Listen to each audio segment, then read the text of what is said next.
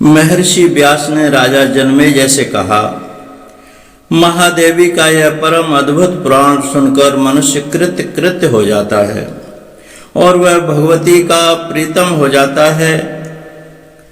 हे नृपश्रेष्ठ, जिस देवी भागवत में साक्षात मूल प्रकृति का ही प्रतिपादन किया गया है, उसके समान अन्य कोई पुराण भला कैसे हो सकता है।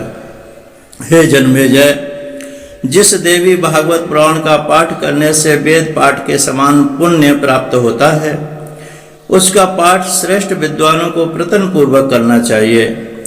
श्री सूत जी मुनियों से बोले, जो इस श्रेष्ठ श्रीमद् देवी भागवत का नित्य भक्ति पूर्वक श्रवण करता है, उसके लिए कुछ भी कहीं भी और कभी भी दुर्लभ नहीं रहता। इसके श्रवण से पुत्रहीन व्यक्तियों को पुत्र, धन चाहने वाले को धन और विद्या के अभिलाषी को विद्या की प्राप्ति हो जाती है। साथ ही संपूर्ण पृथ्वी लोक में वह कीर्तिमान हो जाता है।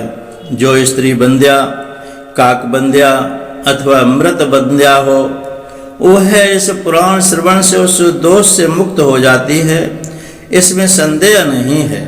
यह पुराण जिस घर में विधि पूर्वक पूजित होकर स्थित रहता है, उस घर को लक्ष्मी तथा सरस्वती कभी नहीं छोड़ती और बेताल, डांकनी तथा राक्षस आदि वहाँ झांकते तक नहीं हैं। यदि ज्वरग्रस्त मनुष्य को स्पर्श करके एकाग्र चित्त होकर इस पुराण का पाठ किया जाए तो दाहक ज्वर उसके मंडल को छोड़ करके भाग जाता है। इसकी 100 आवृत्ति के पाठ से 6 रोग समाप्त हो जाता है। जो मनुष्य प्रत्येक संध्या के अवसर पर दत्त चित्त होकर संध्या विधि संपन्न करके इस पुराण के एक एक अध्याय का पाठ करता है, वह ज्ञानवान हो जाता है। शारदीय नवरात्र में परम भक्ति से इस पुराण का नित्य पाठ करना चाहिए। इससे जगदम्बा उस व्यक्ति पर प्रसन्न होकर उसकी अभिलाषा से भी अधिक फल प्रदान करती है। वैष्णव, शैव और शौर तथा गाणपत्य जनों को अपने अपने इष्ट देव की शक्ति की संतुष्टि के लिए चैत्र, आषाढ़, अश्वनी, माघ इन मासों के 4 नवरात्रों में तथा अधिक मास में विद्वान ब्राह्मण के द्वारा कथा श्रवण करनी चाहिए। इस पुराण का प्रयत्न पूर्वक पाठ करना चाहिए। इससे रमा, उमा आदि शक्तियाँ उस पर सदा प्रसन्न रहती हैं। हे मुने, इसी प्रकार वैदिकों को भी अपनी गायत्री की प्रसन्नता के लिए इसका नित्य पाठ करना चाहिए। हे श्रेष्ठ मुनियों, यह पुराण परम पवित्र तथा वेदों का सार स्वरूप है। इसके पढ़ने तथा सुनने से वेद पाठ के समान फल प्राप्त होता है।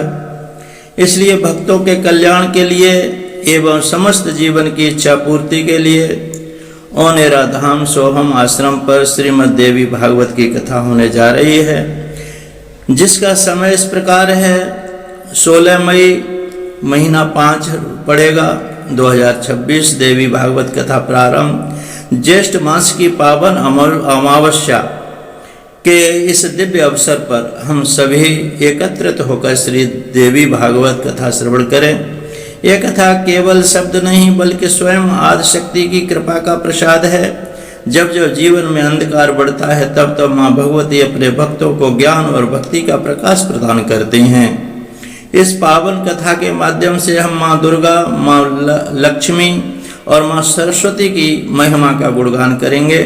आइए हम सभी मन, वचन और कर्म से शुद्ध होकर इस कथा में सहभागी बने और माँ जगदम्बा से प्रार्थना करें कि हमारे जीवन में सुख, शांति और समृद्धि का वास हो। बोलिए जय माता दी, जय माता दी, जय माता दी।